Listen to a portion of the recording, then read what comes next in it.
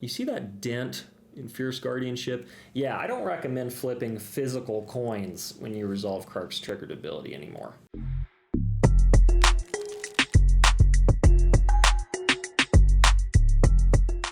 Hey, I'm Ken. Today I'm going to give you a quick rundown of my favorite deck at the moment. This is a competitive Izzet Storm build helmed by Krark the Thumbless and Sakashima of 1,000 Faces. This deck's primary engine is created by these two, because if we control Krark and a copy of Krark, as well as maybe a third or a 30th copy of Krark, we're able to both copy and recur all of our instants and sorceries. This is really powerful, right? Because we can copy and recur counterspells. We can copy and recur rituals. We can copy and recur tutors, etc. Eventually until we're able to storm off and kill the table with Grape Shot or Lightning Bolt or an arbitrary amount of Dual Caster Mages or Dockside Extortionists with haste or just an arbitrary amount of Krarks. First up, we got the Dex Mana Base. We're running 28 lands, including some basics, fetches, lands that tap for both colors, and 3 utility lands. Ancient Tomb, which lets us ramp. Cephalid Coliseum, which can loot 3 cards if we're in a pinch, if we have Threshold, or pairs really nicely if we have Threshold and control Hull Breacher, because we can make an opponent discard 3 cards and create 3 treasures. And Barbarian Ring, which if we have Threshold, can kill an important hate bear in a pinch.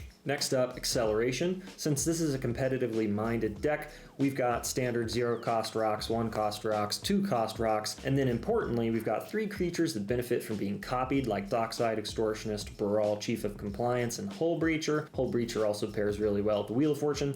And then we've got 4 rituals. Rituals are super important in this deck because, again, they can be copied and recurred, thus letting us generate essentially arbitrary amounts of red mana.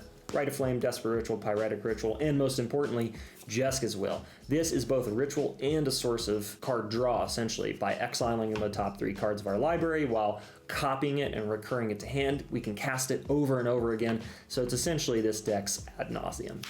Next up, we've got sources of card draw and tutor effects. So we've got the standard Mystic Remora and Heuristic Study.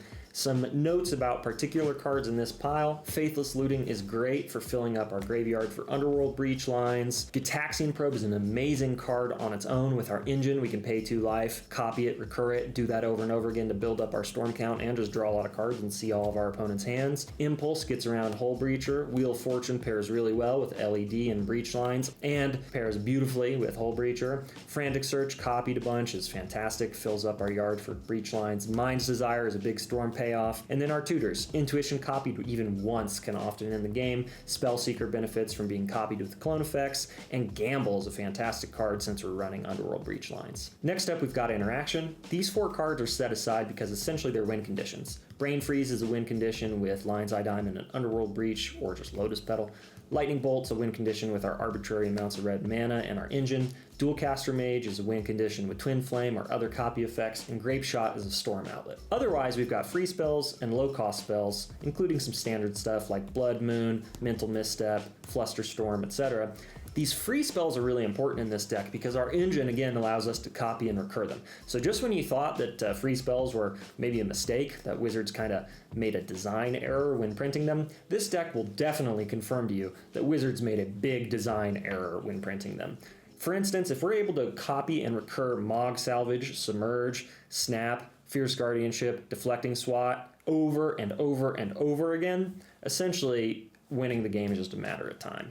Next up, we've got Recursion. So Underworld Breach, of course, is a win condition in its own right if we control LED, Brain Freeze, and Wheel of Fortune, or sometimes we can just win with a Value Breach that lets us cast and recur important spells like Frantic Search, which feeds Underworld Breach. Finale Promise is fantastic because it allows us to cast the spells we're recurring, thus triggering our engine, and Mission Briefing does the same thing, as well as fills up our yard. And last but certainly not least, we've got our Dex Clone Effects. Again, this deck's primary engine is formed by copying Krark, thus copying and recurring our instants and sorceries via their triggered abilities. So we've got Twin Flame, Phantasmal Image, Krark's Thumb, Heat Shimmer, Cackling Counterpart, Quasi-Duplicate, Spark Double, and Metamorph. Some notes about these. Spark Double is essentially a pseudo Sakashima, so if Sakashima costs too much, if he's been removed too often, we can open up Krark copy lines with Spark Double.